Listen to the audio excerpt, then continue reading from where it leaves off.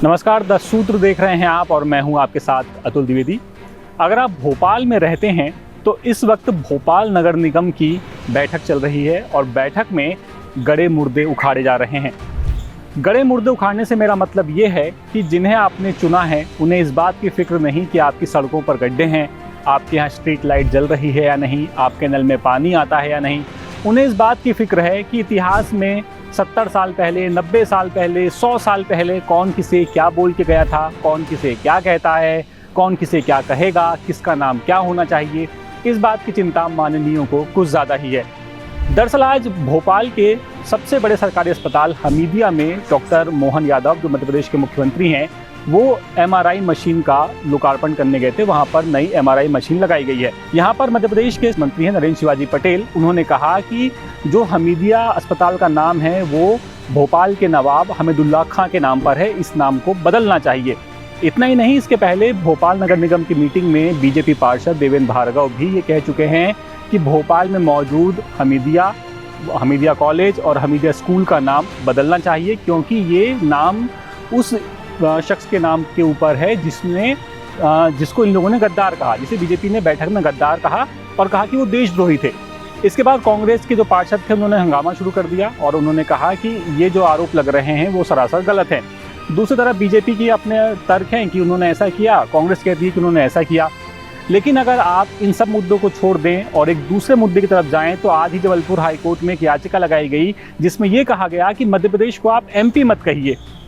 इस पर हाईकोर्ट भी बड़ा अचंभित हुआ और हाईकोर्ट ने कहा कि भैया मध्य प्रदेश को MP कहने में क्या दिक्कत है। जिस तरीके से आप यूनाइटेड किंगडम को UK कहते हैं, उस तरीके से MP को MP कह देते हैं। गाड़ियों के नंबर प्लेट पे आपको MP लिखा हुआ मिलता है। आखिर नाम में दिक्कत क्या है? असल वजह है मुद्दों की, असल वजह है उन कामों की जो होने चाहिए, जो कि होते नहीं हैं। यहाँ से थोड़ी ही दूर पर ज्योति टॉकीज है, भोपाल का बहुत ही पॉश इलाका है। वहाँ पर कुछ वक्त पहले सड़क धंसी थी, वहाँ पर एक बड़ा गड्ढा हुआ।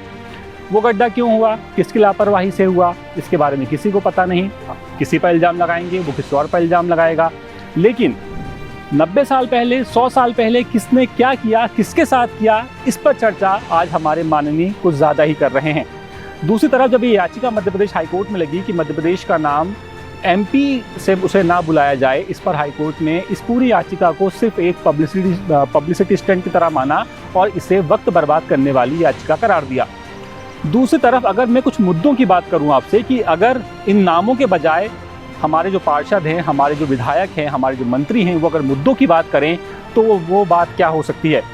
सबसे पहले बात करें अगर शिक्षा की, तो मध्य प्रदेश में यूनेस्को की एक रिपोर्ट आई थी साल 2021 में। ये रिपोर्ट बताती है कि मध्य प्रदेश में उस वक्त स्कूलों की संख्या थी 21,077, यानी 21,000 स्कूल, सरकारी स्कूल उस वक्त मध्य प्रदेश में चलते थे 2021 में। आज हम खड़े हैं 2025 में और आज मध्य प्रदेश में स्कूलों की संख्या, सरकारी स्कूलों की संख्या रह गई है मात्र 12,000। जी हाँ, लगभग 12,000 सरकारी स्कूल आज काम कर रहे हैं। उसमें से भी 6,000, उसमें से भी बात कीजिएगा 9,500 सरकारी स्कूल ऐसे हैं जहाँ पर बिजली की व्यवस्था ही नहीं है।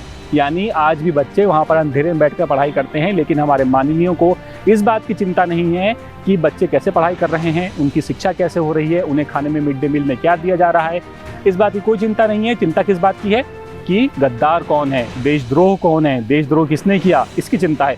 एक और आंकड़ा मैं आपके साथ में साझा करना चाहूँगा। वो आंकड़ा ये है कि मध्य प्रदेश में मातृ दर, यानी कि माँ जब बच्चे को जन्म देती है तो उसकी मृत्यु हो जाती है कई बार। वो हालत मध्य प्रदेश की कैसी है, तो अगर इसका जिक्र करूं मैं आपसे तो ये हालत मध्य प्रदेश में काफ़ी चिंताजनक है, क्योंकि मध्य प्रदेश में SRS 2022 की रिपोर्ट बताती है कि मातृ मृत्यु दर हमारे यहाँ 159 है। यानी हमारे यहाँ 159 माताएं डिलीवरी के दौरान ही दम तोड़ देती हैं, जबकि पूरे देश भर में ये आंकड़ा है महज 88। यानी पूरे देश में अगर 88 महिलाओं की मौत होती है डिलीवरी के वक्त, तो अकेले MP में 159 माँओं की मौत हो जाती है बच्चे को जन्म देने के दौरान। ये तस्वीर, ये जो बिगड़ी हुई तस्वीर है, ये बदलनी चाहिए। हमारे पार्षदों को, हमारे विधायकों को, हमारे मंत्रियों को इस पर चर्चा करनी चाहिए। लेकिन वो चर्चा किस बात पर करते हैं? वो चर्चा करते हैं देशद्रोह पर, गद्दारी पर, नवाब हमीदुल्लाह खां पर, जो कि अब है भी नहीं। उस वक्त क्या हुआ था ये किसी को पता नहीं। लेकिन चर्चा होती है उनके नाम पर, ना कि चर्चा इस बात पर होती है कि सड़कें कैसे बेहतर हो सकें, स्कूल में शिक्षा कैसे बेहतर हो सके। कुछ दिनों पहले आपने देखा होगा एक मामला सामने आया था जहां पर बच्चों को मिड डे मील में खाने में मुरमुरे और सेव दिए गए। तो रीवा में एक मामला सामने आया जहां बच्चों को मिड डे मील में कच्चा खाना दिया गया, उन बच्चों ने उस कच्चे खाने को जानवरों को खिला दिया। ये तस्वीर, इसकी बात कोई नहीं करता और ना ही शायद कोई करेगा।